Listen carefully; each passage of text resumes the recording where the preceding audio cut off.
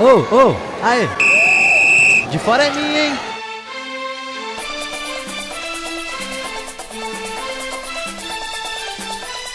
Olá para você, ouvinte do podcast De Fora é Minha. Seja bem-vindo a mais uma edição. Muito obrigado a você que está nos acompanhando, que está mais uma vez aqui com o De Fora é Minha. E hoje nós estamos aqui com o Wallace Graciano. Wallace, mais uma vez, muito bom ter você aqui com a gente, né? Muito obrigado pela presença. E o Wallace, no último ano mais ou menos, né, Wallace, você estava em Portugal, né? Morou em Portugal.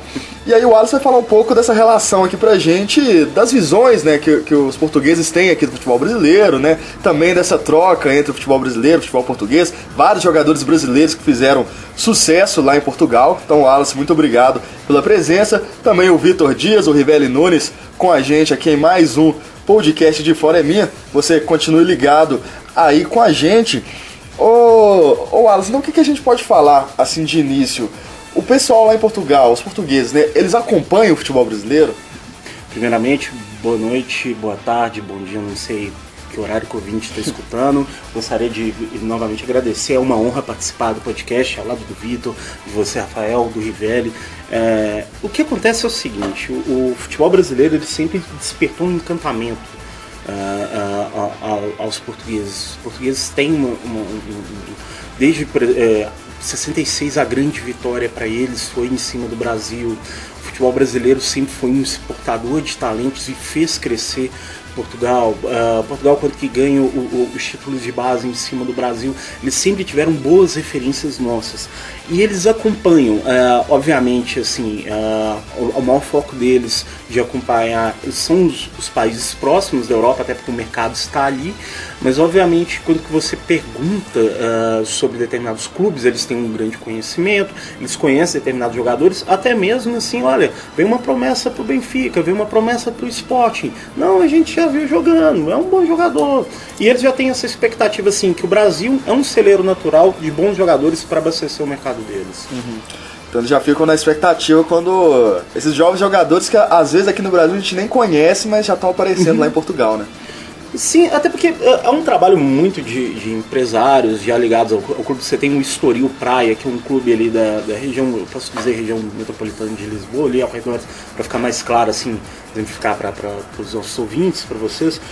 O Estoril é um clube gerido por um brasileiro, é um clube de empresários, e você tem hoje jogadores como Léo Bonatini, que era do Cruzeiro, fez uma grande época passada. Você tem o Matheus, filho do Bebeto, que despertou interesse de outros clubes. Então, assim, eles já essa ligação já é uma proximidade entre olheiros, sabe que é um mercado que acolhe, até porque o brasileiro não é considerado extracomunitário lá, e há essa facilidade de um intercâmbio até mesmo pelo idioma, que é facilmente adaptável. Então eles têm essa procura. Em termos de idolatria, qual brasileiro é o maior ídolo lá em Portugal? Hoje eu posso falar o seguinte, eu até brinquei, o Mário Marro, que é um jornalista conceituado no Brasil, um abraço para ele, com certeza nosso ouvinte aí no podcast. A gente foi no Museu Cosme Damião do Benfica, vários jogadores, e uma coisa que ele me alertou foram a quantidade de brasileiros e a quantidade de clubes assim, só que especificamente de jogadores, por exemplo, no Benfica. Você tem o Valdo, que virou até peça de xadrez no 11 histórico do Benfica. Você tem... A gente vai postar uma foto desse xadrez daqui a pouquinho. Sim, eu acho que os nossos ouvintes vão gostar, uma peça extremamente... uma peça muito bem trabalhada. Você tem jogadores, por exemplo, no Porto, o Jardel, ele pega um período que ele é pentacampeão, o Jardel, se eu não me engano, ele é tetra artilheiro num penta do Porto. Logo depois ele vai para o Sporting. No Sporting você tem o Jardel campeão no último título do Sporting. Então você tem o Lee Edson lá que se transformou em bandeira do Sporting, logo depois ele se naturaliza português.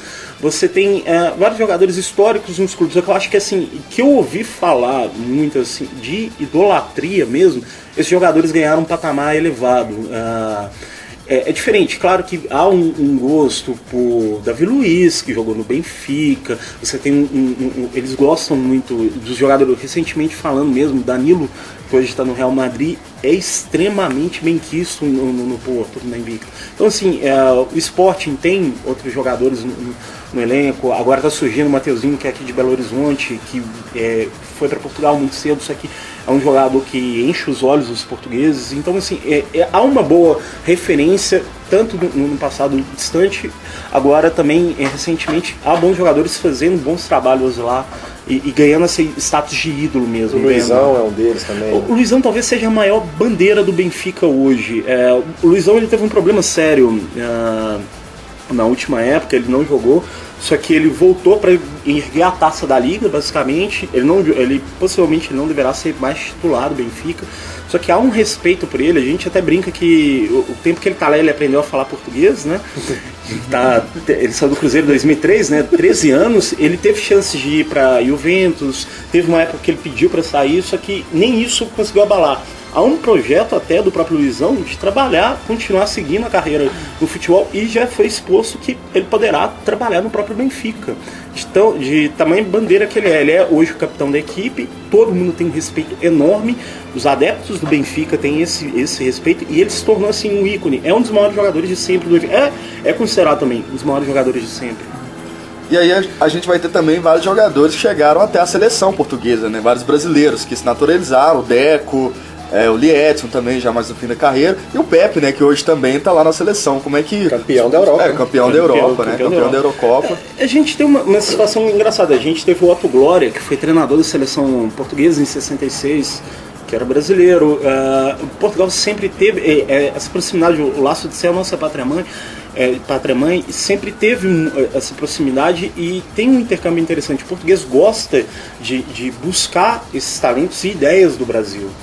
Talvez o que eu questiono muito é porque não ser uma via de mão dupla. Hoje a gente tem o Paulo Bento, no Cruzeiro, hoje a gente tem o Sérgio. São dois treinadores que eu torço muito para que eles tenham bons trabalhos em suas respectivas equipes, não tanto pelas equipes, mas sim por valorizar e fazer esse intercâmbio, trazer novas ideias do futebol brasileiro, que Portugal hoje é uma nação que exporta não só talentos, mas ideias para o futebol, vide não à toa. É atual campeão da Eurocopa. Se a gente questionar o lado técnico, tinha equipes melhores, tudo bem, obviamente sim, mas ela tem o seu talento, tem o seu valor. Exporta isso, eu acho que poderá, se tiver essa via de mão dupla, vai ser muito interessante o futebol brasileiro. E aí, Vitor, alguma pergunta pro Wallace? Não, por enquanto não, estou assim, absorvendo bastante desse relato dele. Eu fico realmente até feliz de saber que eles acompanham bastante o futebol brasileiro por lá, que a gente consegue ainda ser bem quisto por lá, né? Apesar dos pesares. Ô Wallace, você que veio de Portugal na época da Eurocopa, que ela estava acontecendo, o que você entende que esse título da Europa para Portugal vai significar para o futebol no país e principalmente para a seleção? Uma coisa que eu achei muito curiosa é o seguinte: Portugal, se você pensar, ela disputa a Copa de 66, há um hiato muito grande, com uma geração maravilhosa, com coluna, não preciso falar do Eusébio aqui, que é um monstro, um dos maiores jogadores de sempre, e Portugal tem um hiato que disputa, salvo engano, o Vitor, que vai me ajudar sempre, que ele é referência de memória, 82, né, porque não disputa, 86, Portugal disputa 86, 86, e logo depois o Portugal só volta a jogar em 2002. Que cai na primeira fase, cai nas oitavas, assim, e tinha o melhor jogador do mundo da época, que era o Figo. Vem em 2006 com uma geração fantástica, que consegue pegar um quarto lugar na Alemanha, que perto da Alemanha, que tinha o Deco, Cristiano Ronaldo, você tinha criado pelo Filipão. Tinha acabado de ser vice da Euro, né, de 2004. Sim, e aí que era o ponto que eu queria chegar. A Euro, a gente tem o nosso Maracanazo, que foi em 50, infelizmente a gente tem uma memória que não chega a ser uma tristeza, mas uma vergonha agora o 7-1 mais recente, então assim, a gente não pode colocar no mesmo patamar. Mas a Euro de 2004, eu senti assim, quando eu perguntava para alguém um sentimento, eu perguntei para várias pessoas, assim, eu sempre tocava no assunto quando era futebol, o que representou a Euro para ele. Eles sempre falavam assim para mim, com dor. A Euro foi a maior, assim, a maior chaga do futebol português. E eu acho que o grande mérito agora dessa seleção é que ela vai ter eu espero que seja que ela tenha o mesmo impacto que teve a Copa de 58 pra gente, de elevar a autoestima, porque Portugal tem talentos, Portugal tem uma geração maravilhosa vindo por aí, ganhou o Europeu Sub-17, Portugal teve uma Copa do Mundo Sub-20 fantástica, que joga melhor que o Brasil na semifinal e é derrotada, tem bons talentos vindo, tem o Renato Sanches, Nelson Semedo, você tem boas peças indo no futuro, só que agora vem com algo a mais, aquele sentimento que sim, podemos, sim, tira temos o peso das costas, né? Sim, e eu acho que assim, porque você pega, por exemplo, você tem um talentos individuais em Portugal nunca faltaram. Sempre foram grandes seleções na base. Sim, não, e ganharam o Mundial em cima do Brasil. Portugal teve talentos, se você pegar de Figo, você teve Costinha, você teve Paulo Souza, você teve Sérgio Conceição, que hoje é um baita treinador, diga-se de passagem, fez um ótimo trabalho recentemente no Vitória de Guimarães. Você tem vários talentos surgindo, subindo. E falta autoestima também de chegar, você pode agora saber que você enfrenta qualquer um de igual para igual. Antes você podia, mas sempre tinha aquele que a mais. Hoje não, eu tenho o escudo de atual campeão europeu no peito. Isso vale muito, isso pesa. A camisa portuguesa agora começou a pesar. E ela tem mais respeito do que já era. Ô Wallace, uma curiosidade que eu tenho em relação ao futebol português é como que os portugueses veem o Cristiano Ronaldo. Porque aqui no Brasil a gente tem essa coisa meio com o Neymar, tem gente que não gosta muito, porque por causa do jeito dele fora de campo. O Messi lá na Argentina, né, muita gente critica ele por ele não ter jogado na Argentina, né, ter saído muito novo. O Cristiano chegou a jogar, né, lá no Sport, mas saiu muito cedo. Como é que é o sentimento do português em relação ao Cristiano? A questão é um pouco assim, dúbia, porque o que acontece? É uma relação um pouco dúbia.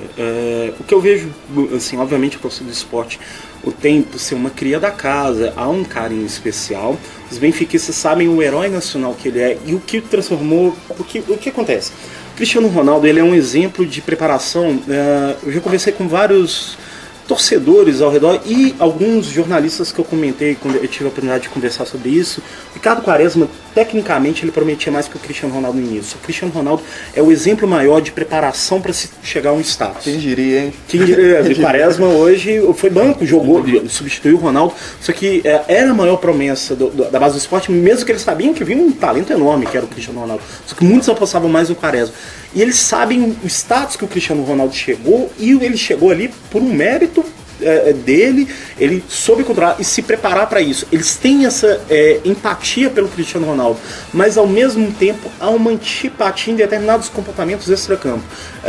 Cristiano Ronaldo, ele teve uma passagem na Eurocopa muito complicada, porque logo após a entrevista que ele dá na Islândia, após o jogo contra a Islândia, que ele questiona o jogador islandês, ele é massacrado pela econômica local. Certo ponto, eu não quero entrar no mérito se foi merecido ou não, só que logo depois ele, no jogo antes da Hungria, no dia do jogo contra a Hungria, um repórter vai lhe fazer uma pergunta, ele pega o microfone e joga num lago. Virou uma piada, só que ficou muito questionado porque ele havia perdido um pênalti no jogo anterior com a Áustria. Então, assim, há um questionamento também para ele ser o mito, para ele ser o arquétipo mesmo. Só que eles sabem a importância dele. E eu acho que a relação é muito mais próxima do que a gente tem com os nossos atletas. Com as nossas grandes figuras mesmo. Uma coisa interessante, você falou que o Quaresma até prometia mais, né, no começo de carreira. Estava até lembrando com os amigos meus recentemente que na Copa de 2006... quem foi eleito a revelação daquele Mundial foi o Podolski, e o Cristiano Ronaldo ficou em segundo lugar, né? Sim. Quem diria onde que cada um chegou na carreira, né? O Podolski é campeão do mundo, só que nunca chegou a ter o status reserva, né? Reserva. Eu acho que ele vai mais pela simpatia do que pelo eu acho que ele ficou famoso em Copa do Mundo também, no futebol mundial, pelo Instagram dele, né? E o Cristiano Ronaldo... Ele é o Mr. Simpatia. Eu acho que eles levam ele pra seleção porque ele é bom de grupo, né? Aquele famoso jogador bom de grupo, né? Amigo do pessoal. Ô Wallace, você acredita que esse título da Eurocopa ajude Portugal, inclusive na Olimpíada que está chegando aí, e Portugal é uma das seleções que vai disputar o torneio de futebol? Olha, eu acho que a Olimpíada em si, Portugal tem uma base muito forte, você tem jogadores... eu peço perdão porque eu não tive a oportunidade ainda de ver a convocação, não lembro de cor. Só que não sei se o Renato Sanches vai sair, o Renato Sanches fez uma época, um miúdo de 18 anos que fez uma época carregou o Benfica mesmo. O Benfica tem uma reviravolta por causa dele. Bayern agora, né? Foi pro Bayern, 35 milhões. Você tem várias promessas. Portugal tem uma equipe forte. Só que eu vejo a Olimpíada, diferentemente eu vejo em outros países, ela nunca foi muito o centro das atenções, até porque você não coloca a sua equipe principal. É um torneio a mais, não há uma valorização. Eu acho que Portugal chega muito forte aqui, até porque vai absorver essa carga, vai ter uma carga de influência assim, autoestima, deve ter um impacto significativo realmente. Eu acho que quem for o Mineirão ver o jogo, salvo engano, é contra a Argélia ou contra Portugal e Argélia. Portugal e Argélia, pode esperar uma seleção muito forte. Você pode esperar isso nos outros jogos, eu não lembro a tabela completa, eu peço perdão ao nosso ouvinte, mas você pode esperar um Portugal muito forte. Mas assim, e eu tenho certeza que vai ter um impacto significativo nesses jovens. E eu acho que Portugal tem uma geração que eu falo, isso eu repito assim, muito promissora. Ganhou os torneios europeus, campeonatos europeus de base, sempre fazendo boas competições, e é uma sequência. Precisava da afirmação, e agora tem. E a equipe de você tira um peso das costas. O Cristiano Ronaldo não vai vir, não é o mote principal dele, não é o interesse dele, mas tomara que Portugal consiga. Ele vai fazer frente às outras seleções. Tomara que não o Brasil, né? Que a gente merece ser o Euroolímpico.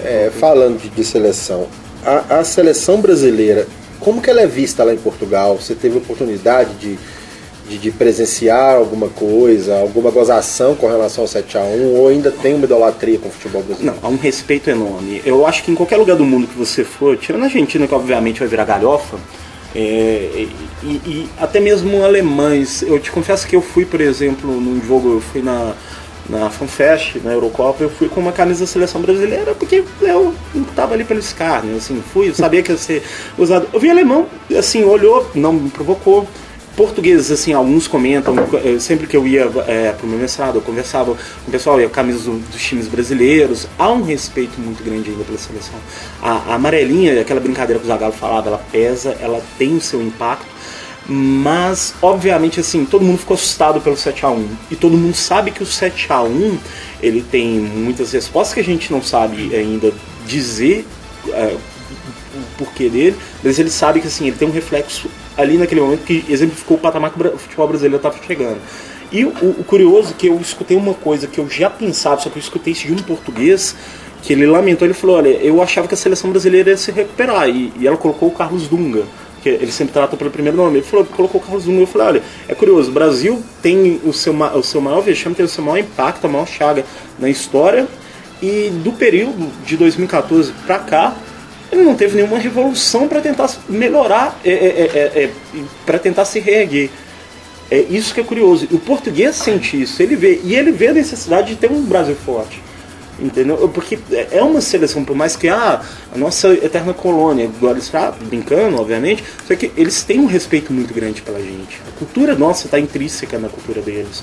E eles gostam, a cultura futebolística do Brasil está intrínseca na colônia, na cultura portuguesa também. E como que é a rivalidade lá em Portugal?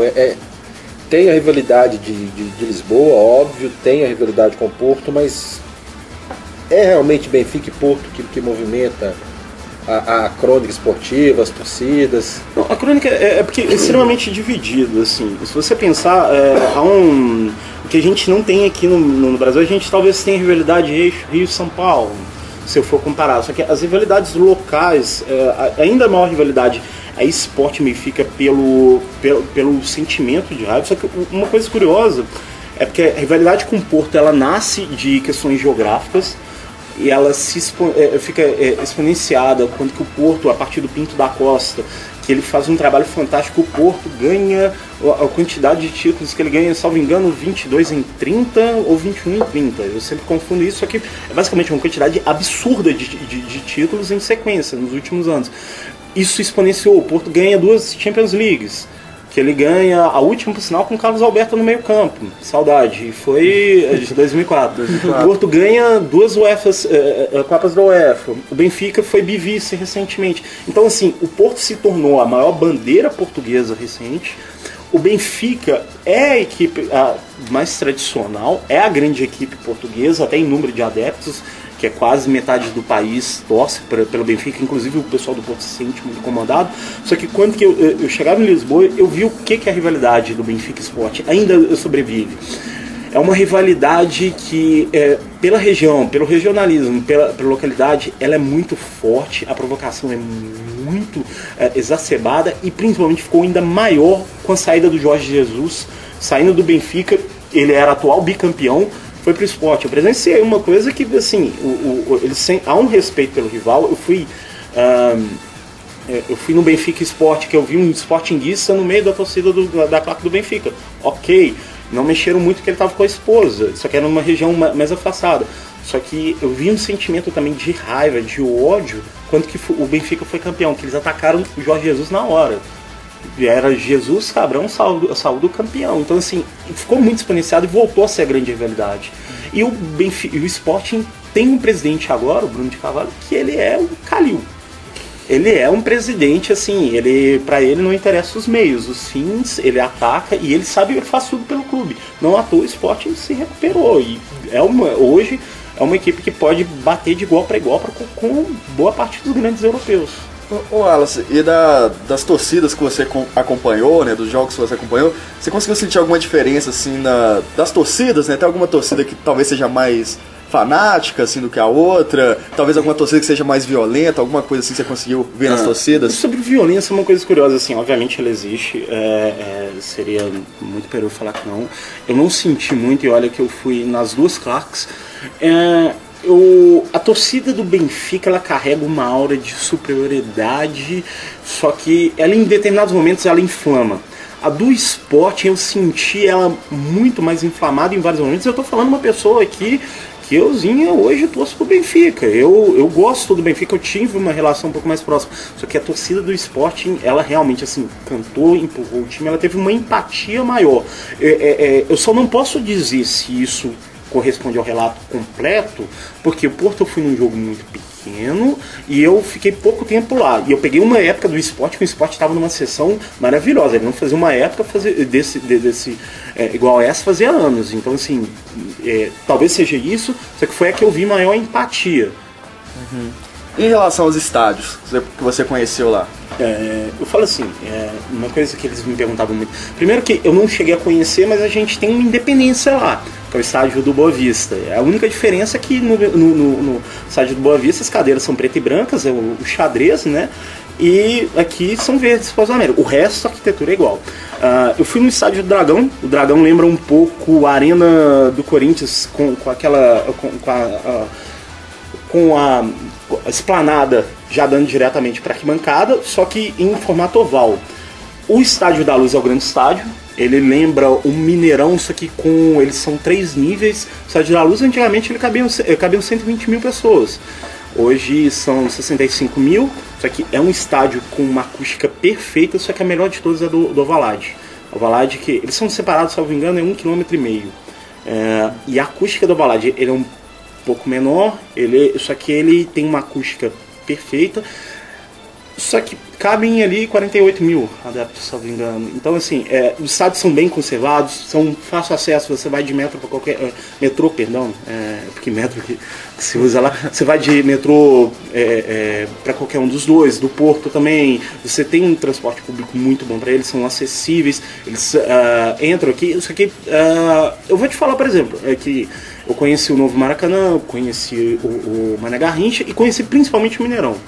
E eu conheço o Mineirão igual a palma da minha mão. O estádio do Benfica é maravilhoso, eu sou encantado, eu gosto muito da Luz, só que o melhor ainda ainda vejo muitas mais qualidades, assim, tipo de saída, igual no Mineirão.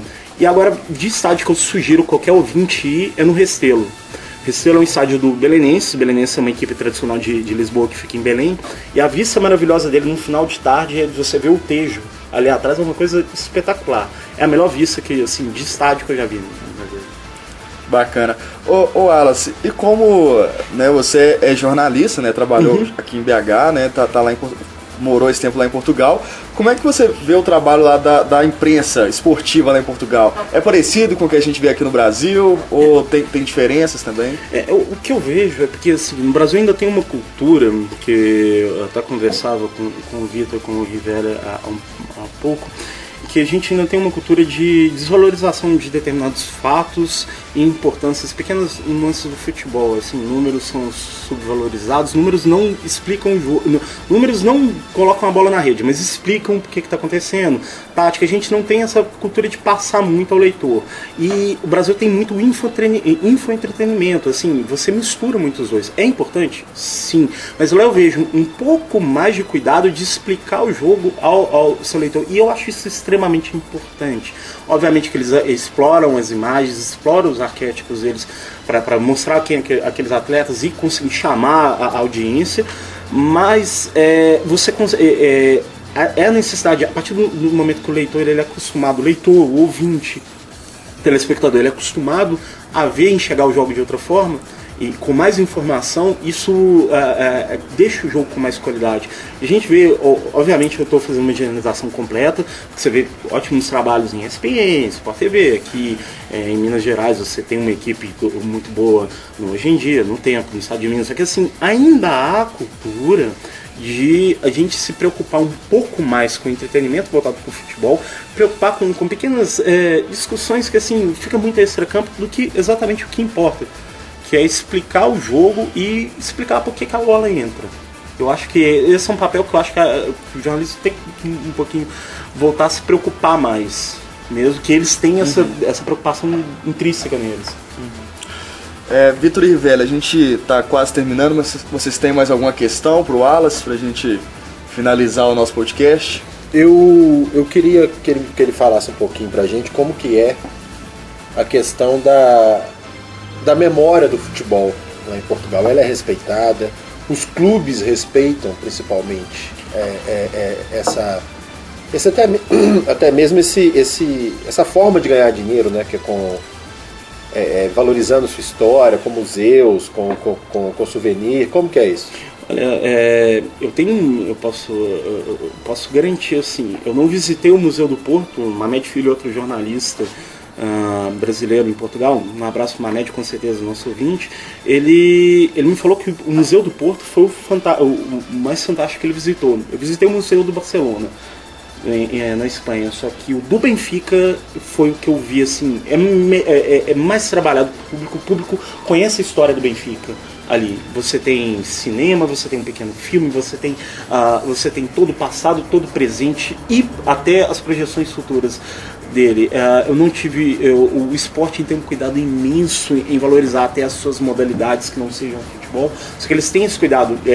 A literatura é muito valorizada, os filmes, as canções onde cada um aparece são sempre valorizadas. Então, assim, há um cuidado em resgatar e preservar a memória. A gente tem o Vitor aqui, que é um dos maiores pesquisadores do Brasil. A gente tem o Rivelli, que é um dos maiores interessados nisso no Museu do Futebol do Mineirão. Só que a gente ainda peca por não ter mais pessoas assim, cuidando com a memória do nosso esporte. E isso é necessidade, assim, porque a partir dela a gente vê como foi a construção e o que a gente pode projetar para o futuro. O Benfica fez isso, você sabe explorar comercialmente isso muito bem. Infelizmente, por exemplo, eu fico triste com os clubes mineiros. O Atlético tem uma história riquíssima, o Cruzeiro também tem, eles não trabalham tanto a história. Então, assim, pode ser uma grande fonte de renda e também de você captar novos torcedores, né? Bem, primeiro eu agradeço a deferência que ele fez e segundo eu queria só arrematar sobre essa questão da memória, que aqui no Brasil as iniciativas elas ainda são largamente individuais, não são institucionais.